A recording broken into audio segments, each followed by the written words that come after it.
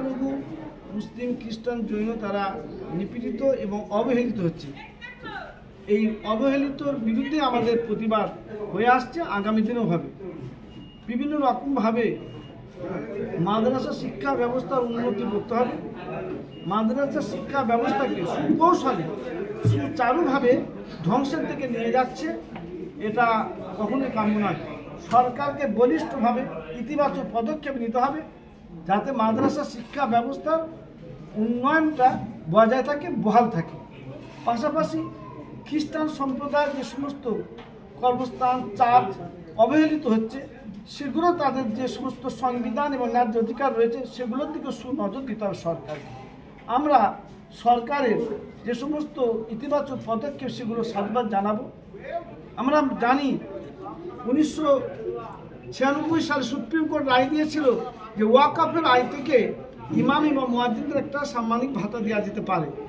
সেই সরকার সেই রায়কেই মান্যতা দিয়ে বর্তমান সরকার ইমাম মুয়াজ্জিনদেরকে একটা সাম্মানিক শুরু করেছে। আমরা দাবি রাখবো যে বর্তমান যে বাজারটা যে জায়গায় গিয়েছে, এই পরিস্থিতি এই সময় মোকাবেলা করার জন্য ইমামদের এই 3000 সাম্মানিক নয়, এই সাম্মানিকটা বাড়িয়ে 15,000 ন্যূনতম করতে হবে। মুয়াজ্জিনদের জন্য অন্তত 10,000 টাকা করতে হবে, এবং যাতে করে বিভিন্ন জায়গায় ইমাম মুয়াজ্জিনরা ওয়াকফের মাধ্যমে ভাতা চালু করার ক্ষেত্রে হেনস্থা হচ্ছে, এই হেনস্থা অবিলম্বে বন্ধ করতে হবে। পাশাপাশি আমরা ওয়াকফ সম্পত্তি কেন্দ্রের যে সরকার যে বিল আনতে চলেছে আগামী দিনে 2024 সাল, এই নয়া বিলের আমরা তীব্র বিরোধিতা করছি। এই বিল কোনোরকম কার্যকর করা চলবে না এবং সমস্ত দেশবাসী এটা কখনোই মেনে নেবে না। এই বিলকে প্রত্যাহার করতে হবে।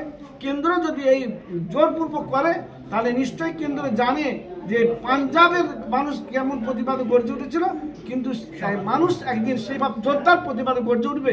সেদিনে কিন্তু সরকারকে, কেন্দ্রের সরকারকে পিছিয়ে যেতে বাধ্য হতে হবে, এটা যেন সরকার জানে। আজকের আমরা এই সমস্ত আলোচনা বিভিন্ন জায়গা থেকে আমাদের বঙ্গীয় খ্রিস্টান পরিষদ এসেছিল, আইনজীবী আব্দুল মোমেন, তাইজুল ইসলাম সাহেব, সমাজকর্মীরা এবং আরও অন্যান্য ইমাম সংগঠনকে সবাই এসেছিল। আমরা আজকে এখান থেকে তার আমরা প্রতিবাদ জানাই।